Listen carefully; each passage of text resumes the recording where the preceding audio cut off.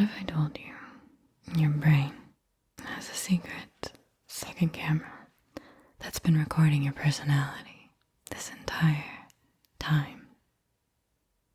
One camera is pointed outward, tracking the world around you, and the other is turned inward, decoding who you really are and who you're becoming. What would you say to that? That is the premise of Kokology. So, welcome back to Kokology. Yeah, Kokology. It's a fun, weirdly accurate personality game that helps you decode your inner world. Here's how it works. I'm going to give you a scenario, and after each scenario, I will ask you a few very specific questions. Your job, your only job, is to answer with the first thing that pops into your head, no matter what, okay? Don't think. Do not think. Don't be logical. Just say it immediately. And after you answer, then and only then will I reveal what your responses might say about you on a deeper level. And I'll also give you a few examples about what they could mean. So be quick, be honest, be brave. That's where the magic happens, okay? Are you ready? Born ready? Okay, let's begin then with our first scenario involving the 7 dwarfs. Alright, we've got Dopey, we've got Sneezy, Grumpy, Sleepy, Happy, Doc, and wait, what's his name? Yeah, he's fighting for life in your memory, but the story, it wouldn't be the same without them, right? They took Snow White in, they drove off an evil queen, and then they kept Snow White safe in a box until a random comes through to revive her with a kiss. And then she just up and rides off into her happily ever after. But what about the 7 who got her there? You decide, okay? Because you are in the final scene of Snow White, and you are watching her gallop off into the sunset. That's right. You are watching her gallop off into the sunset with her prince. Brand new life, glowing skin, zero trauma processed. And you have a unique ability. You can hear what each dwarf is really thinking about the situation in that moment. Not what fits the story, no. You can hear their real, unfiltered thoughts and feelings. So, I'll give you a moment to move through each dwarf. And I want you to tell me, what is each one actually thinking at her send-off? And don't worry about fitting the dwarf's personality. Just experience the 7 different reactions that they would have to the scene, okay?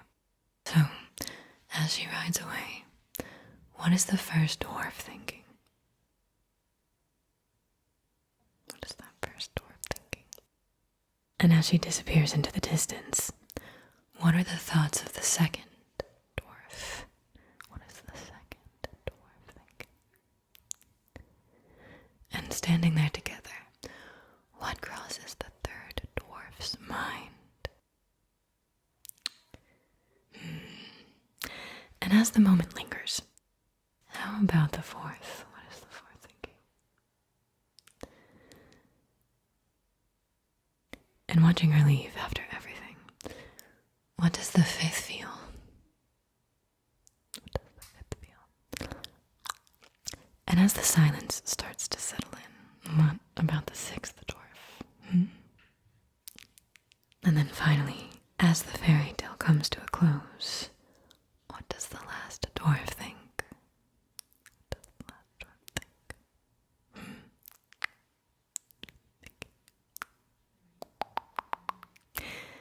Here's what the inner thoughts of that crew reveal about you. And don't feel bashful if you blanked on the name of the 7th dwarf, okay? Your brain's doing a lot. Things get lost. And that's the point, because your mind, it isn't just one voice. It's a whole cast of characters, right? different moods, different opinions, different versions of you depending on the moment. So every single one of the dwarfs' responses, they're all you. Were they kind and supportive? Then you're genuinely pure of heart. But even if one of them said something like, wow, after everything we did, okay, well, you could be a little edgy. You might keep score. There's nothing wrong with that. Just note it, okay? And the emotional range in your 7 also suggests how integrated or consistent you are. If all of your answers were similar for better or worse, it shows a clear picture of your character. With you, what you see is what you get. But if your answers contained 7 totally different reactions, you're able to observe any situation from multiple angles, right? Many different angles. You can see all the perspectives, the full gamut. So, which is the real you? That was a lot to process for 7 small men. I know, but luckily the magic doesn't end there because we've got scenario number 2. Scenario number 2. Okay, I want you to picture this. The audience is waiting and the curtain is about to rise. And you are the stage magician at the start of a very long tour. But it's opening night and you're waiting in the wings for your act to be announced.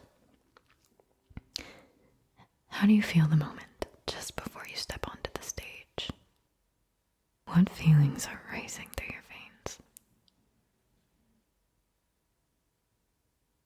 Part of your act involves bringing up someone from the audience to help with a trick. Who do you choose to assist you?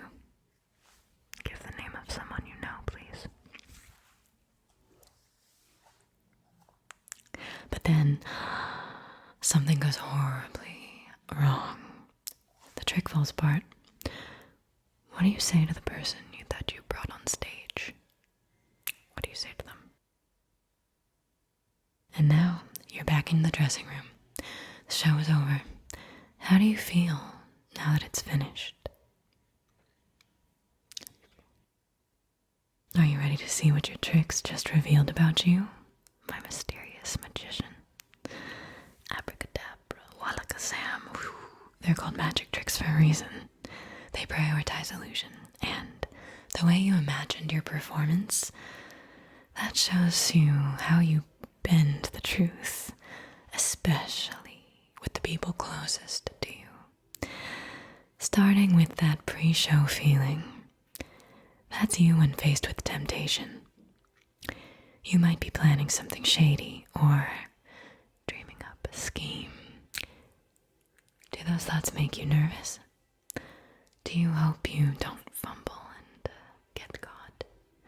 Or do you feel born for it? Now, your assistant on stage with you is someone you consider naive. This is someone you have a soft spot for, but know that you could outsmart. And if it was your partner or companion's name, maybe keep that off the record. I wouldn't tell them. Now what you say to your assistant, that's your go-to excuse when you get caught red-handed doing something suspicious, like cheating, for example. Do you panic and apologize? Do you laugh it off like it was no big deal? Do you commit to the bit and pretend it was intentional? Something like, this isn't what it looks like, and it's kind of weird you even think that. That's bold. That after-show feeling, it's how you feel after you do or say something dishonest. Did you spiral and say you'll never do it again? Or were you already planning your next performance? If so, you might consider a career in politics or used car sales. That works too. What do you think? Do you feel exposed? Then it's working. Are you ready for the next scenario? Alright, in this next one, you are drifting off to sleep. and you land in that liminal haze, the in-between land where everything feels a little woozy, a little surreal, as the world you know slips further and further away, as your mind starts to drift. And then your phone rings. You're feeling very heavy, like you're moving underwater, but still, somehow, you reach for it. You're still caught in that in-between place, but you manage to bring the phone to your ear, and you mumble, "Huh?" There's a voice on the other end. Who is it? Who is it? Tell me. And what do they say to you? What do they say to you? Tell me. Okay, sleepyhead, come back to me. Here's the key to the in-between. It can be disorienting and a little eerie to get yanked out of sleep like that. And when you feel that way, it's very natural to reach for comfort. So even though the ringing phone caused some confusion, the voice you heard on the other side is someone you depend on when things get tough. Who did you hear on the other side? Do you depend on them when things get tough? And most important, what were the words of reassurance that they shared with you? Those are the words that you need to hear most right now. For example, if it was a friend just calling to chat, you're seeking reassurance that the world is normal right now. I think we all are. Was it your mom asking why you never call her? Maybe call your mom. Alright, Dreamwalker, let's drift into the next scenario. And in the next scenario, you're in your room when a bluebird suddenly flies through the window. And once it's inside, it can't find its way back out. Something about the bird calls to you, so you decide to take care of it. But the next morning, you notice something strange. Its feathers are no longer blue. They're yellow. And the next night, they change again. You wake up to find that the bird is bright red, and by the fourth morning, the bird is completely black.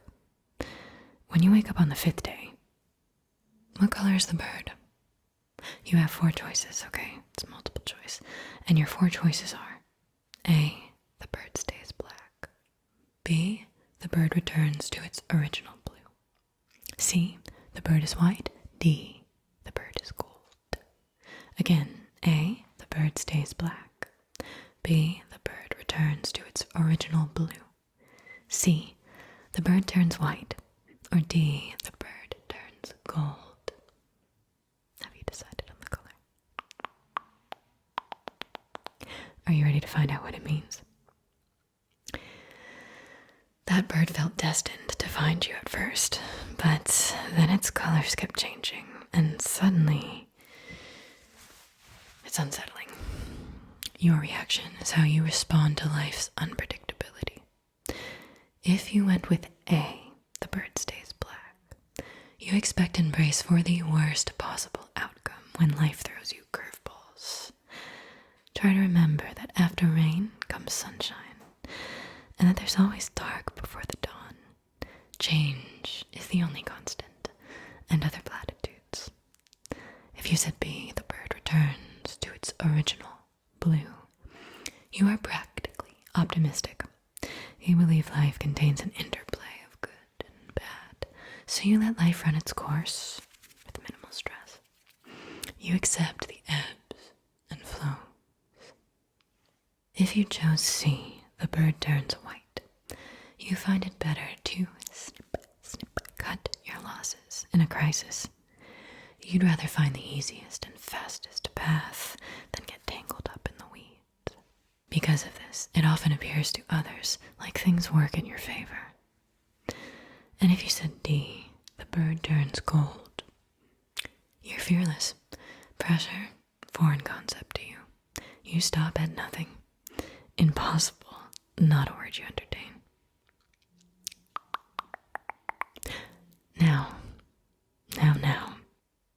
When when you see a tiger or a leopard at the zoo, there's always that uncomfortable moment where you think, wait, is this majestic predator kind of depressed?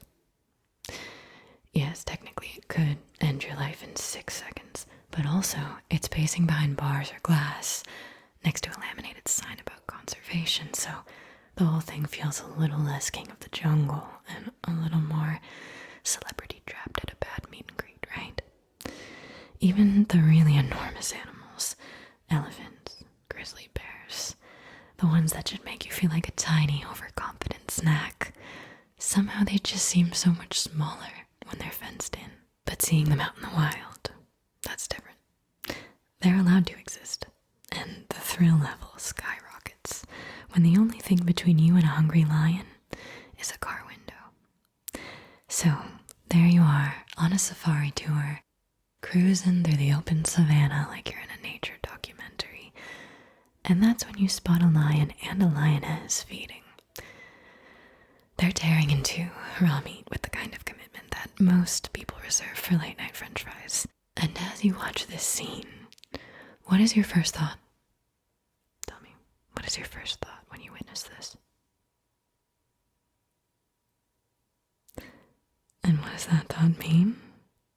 I'll tell you. The feeding lions represent instinct, appetite, natural forces at their most wild.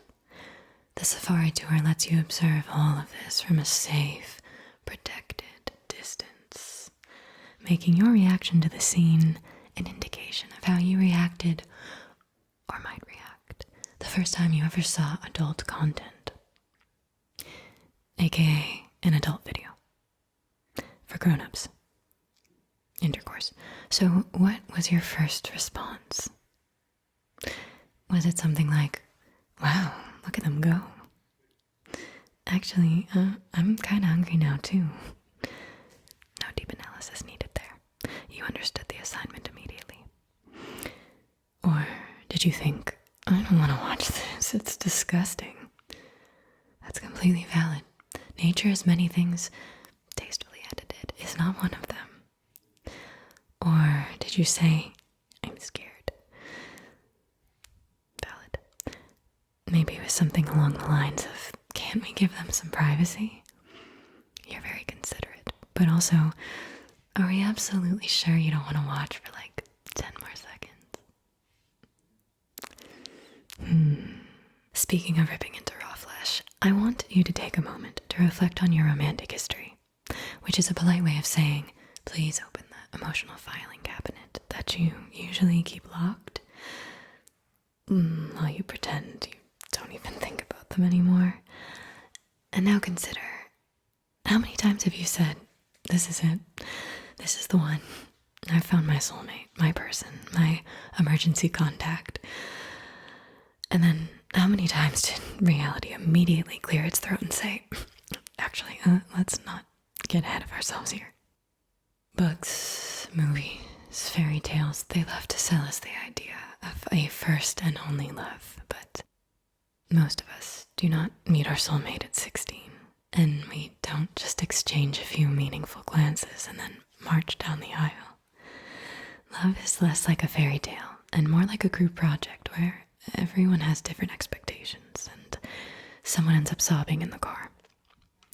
Finding the right person usually involves trial and error, breakups, makeups, situationships, almost maybes, terrible timing, mixed signals, dramatic texts, unread texts, and the occasional person who says they're not ready for anything serious right before getting married to someone else 6 months later. Human love is delicate.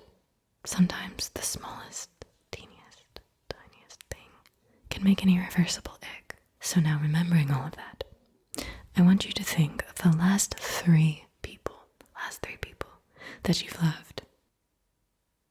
For each one, think about why the relationship ended, or why it just never took off. Be as specific as you can about what happened there. And then assign the blame to yourself or them, and decide why that is. This is not the time to be diplomatic. For this scenario, You need to be the judge and the jury. Take as long as you need, okay? Pause this if you have to. Seriously, take your time.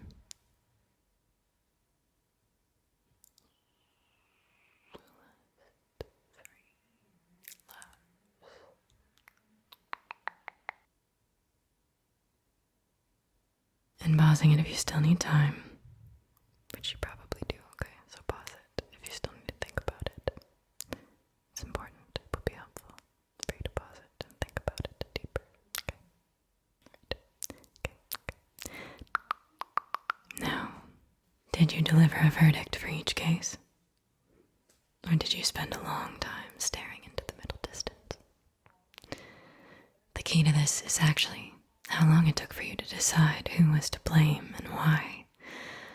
Because it reveals a lot about your attitude toward romantic love.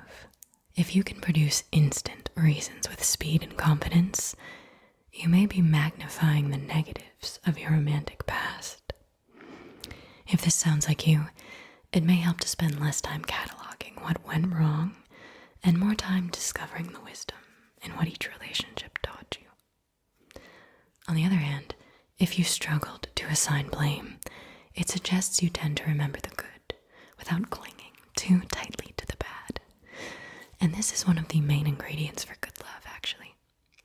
You may have hurt people, you may have been hurt, but you don't see your love life as a crime scene. More like a strange, funny, occasionally humiliating education. Which is exactly what love should be, really.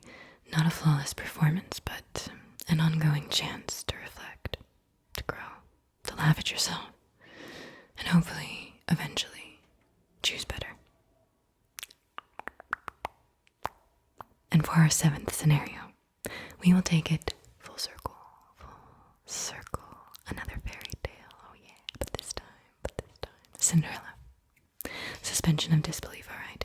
Imagine you're Cinderella. A great Cinderella, really. You've had your magical night. One perfect dance. One life-changing moment with a prince who apparently can't recognize your face, but deeply committed to identifying you by shoe size. So there's that, and you're standing there. You're trying to look humble, and you're watching as he slips your lost glass slipper onto your wicked stepsister's foot. But horror of horrors, it fits her perfectly. Your stepsister beams like she just won the Bachelor Monarchy edition. The prince looks stunned, the room gasps, and somewhere a fairy godmother is stress eating magic dust.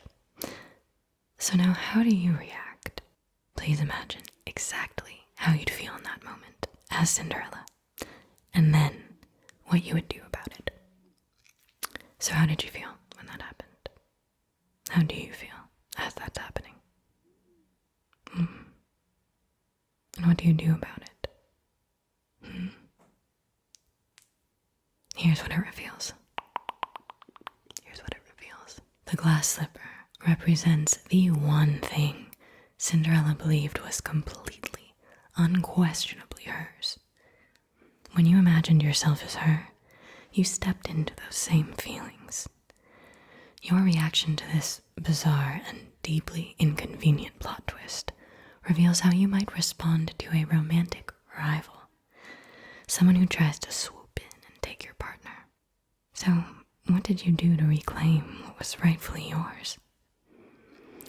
If you did something like make the prince let you try on the slipper too, you're confident enough to let your partner consider their options because deep down, you believe they'll realize you're the one.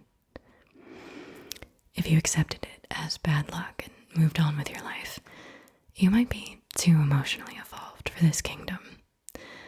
There's wisdom in knowing when to walk away, especially from a man whose main investigative skill is shoe. But sometimes letting go too quickly means giving up something that was actually worth fighting for. Or maybe you'd grab the glass slipper and hit your ugly stepsister with it. Okay? That's direct, very clear communication style. And while the prince may appreciate passion, he might hesitate before marrying someone whose conflict resolution strategy involves assault by formal wear. Perhaps. And if you did something else entirely, make sure to share it so that we can help decode it. And the same goes for any of your other answers too. If you had something that I didn't mention, share it and we will help deconstruct it, okay?